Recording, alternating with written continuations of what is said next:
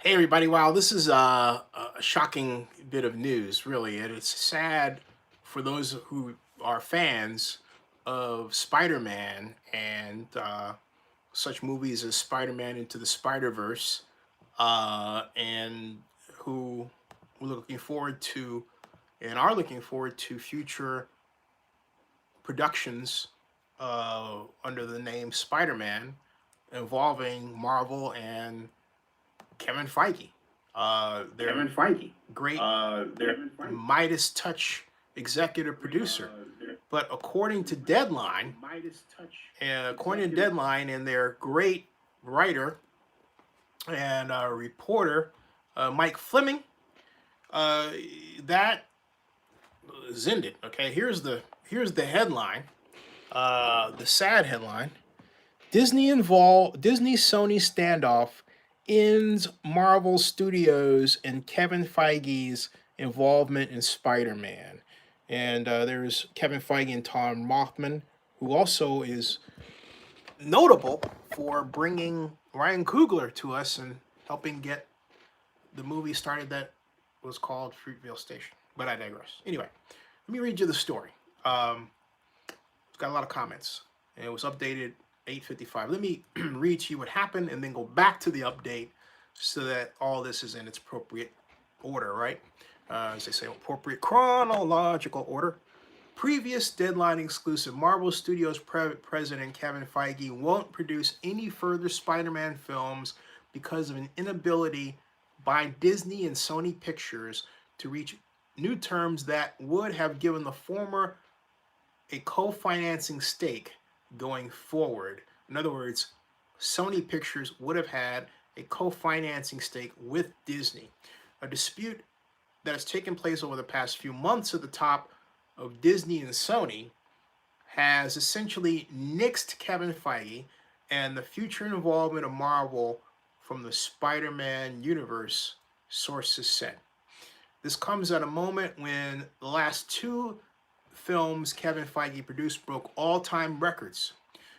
Disney's Avengers Endgame became the highest grossing film of all time, and Spider-Man Far From Home this week surpassed the James Bond film Skyfall to become the all-time highest grossing film for Sony Pictures. Sources said there are two more Spider-Man films in the works, and the studio hopes to have director John Watts and Tom Holland, who plays Peter Parker Spider-Man, front and center, though Watts doesn't have a deal for the next picture and isn't a lock to return. That isn't helped by the fact that unless something dramatic happens, Feige won't be the lead creative producer of those pictures. There's a lot of webbing here. Their pun, not me. That's Deadline. That's Mike Fleming who put that in there. But it all comes down to money. It's easier to understand why both sides refuse to give ground. Disney asked that future Spider-Man films be a 50-50 co-financing arrangement between the studios, and there were discussions that might extend to other films in the Spider-Man universe. Sony turned down that offer flat. Sources said that Sony, led by Tom Rothman and Tony Vikra, came back with other configurations, but Disney didn't want to do that. But Sony didn't want to share its biggest franchise either. Sure, Disney would be putting up half the funding, but the risk is in how much you're going to make back in profit. Disney wasn't at all interested in continuing the current terms where Marvel receives in the range of 5% of first dollar grosses. It's just 5%. Jeez Louise. Now, it's easy to say that Feige has enough on his plate, especially after taking control of the X-Men universe and the Fox acquisition, including the Deadpool franchise, along with architecting the next phase of the Marvel superhero universe and building movies and shows for Disney+. But I'm told Feige loves Spider-Man, arguably the biggest superhero character in the Marvel canon. True. He would have continued if Disney and Sony could have reached new deal terms. Essentially, this means that Sony will have to try and win a championship without Michael Jordan. After all, Feige's first decade at Marvel has been largely unblemished, and his consistency, has been nothing short of historic. Even George Lucas, Steven Spielberg, and Peter Jackson haven't seen everything turned into a hit. And so maybe, remember Howard the Duck, George Lucas bomb, but I digress. Uh, so maybe only James Cameron has a success record that Feige has achieved. But Feige has done it all in the last 10 years, producing and overseeing 23 superheroes with not a flop in the bunch. That's huge. They've all been #1 openers that have collectively grossed $26 billion. Feige this year became the producer of the top grossing film ever for two studios, Sony and Disney, and he produced 3 of the top 4 highest grossing films this year in Avengers Endgame, Captain Marvel, and Spider-Man Far From Home. This after scoring the first ever Best Picture Oscar nomination for a superhero film last year with Black Panther. And Fleming writes, I can't think of a Hollywood producer / executive who has done anything close to this. Neither can I. Neither can I. And the launch of the new iteration of Spider-Man was done brilliantly. This is Fleming writing still. With Marvel's support and help, it has been a boon to both studios. Tom Holland's character was introduced in the Joe and Anthony Russo directed 2016 blockbuster Captain America Civil War, the film that set up the 2 record-breaking Avengers films.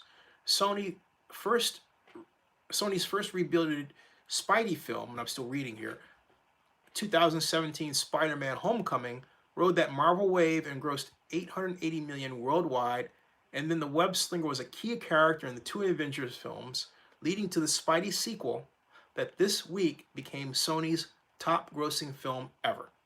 Sources said Disney's top brass for the past several months has sought new terms for Feige and the Marvel cross-pollination to continue.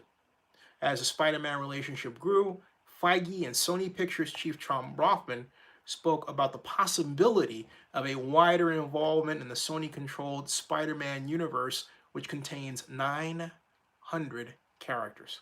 It's understandable that the fiscally shrewd Rothman would balk at giving up half of Sony's biggest franchise to Marvel.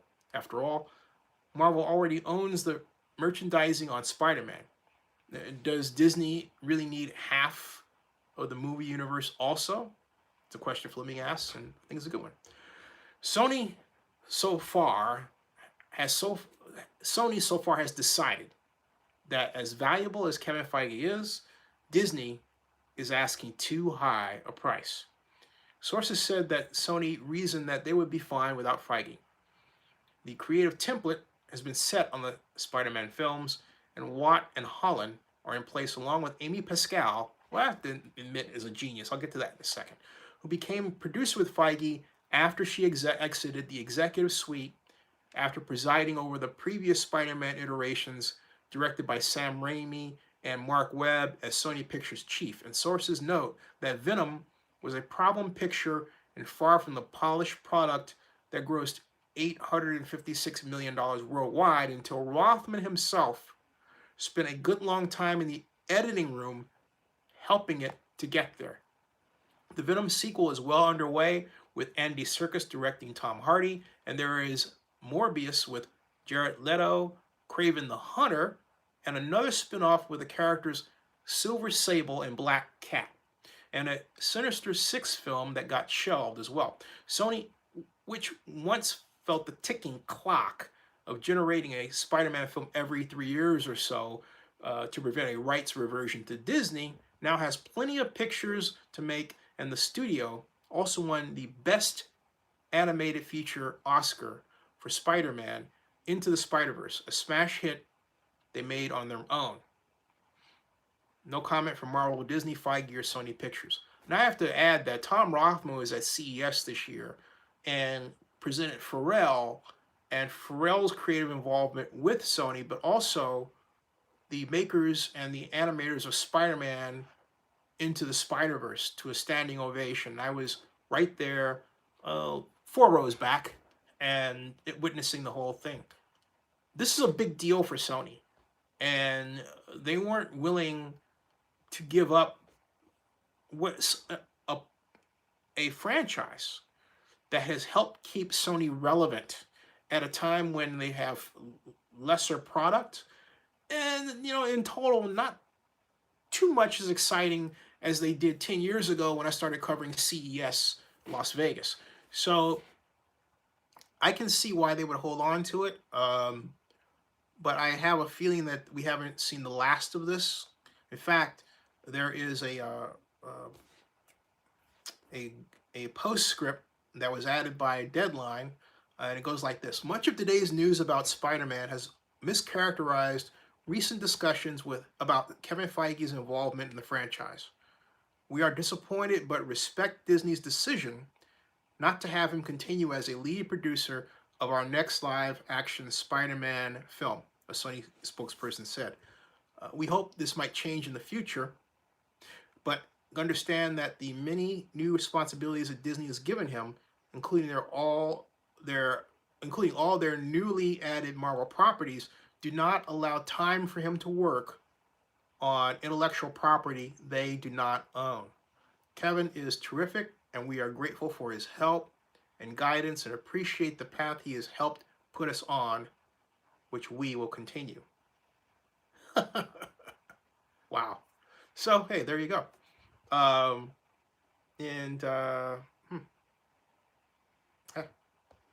So there you go. Maybe that'll change. I mean, Kevin Feige has the Midas touch. And I have to add this. He's a nice guy. I had the pleasure of meeting him at Comic-Con this year. Stopped to thank him very, very much for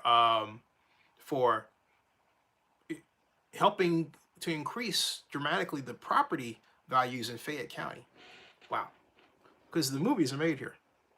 Now, Amy Pascal says a genius because it was her that had the idea of rebooting Spider-Man for a younger audience. I thought it was a mistake. But she just basically courageously she just started all over and searched for a young Spider-Man and found Tom Holland. And it's been just awesome. Now, Amy, you would say, why did Amy leave Sony? Because she got caught in the whole Sony email scandal, which I had a front row seat when Taz Kamazura, the CEO of Sony, talked about that. But the email scandal revealed her to be racist. Okay, it wasn't a good look for her, and she apologized many times over. But she's landed well. As I said at the start of this part of the talk, she's a genius. All right, subscribe to Zenny62, and I'll see you later.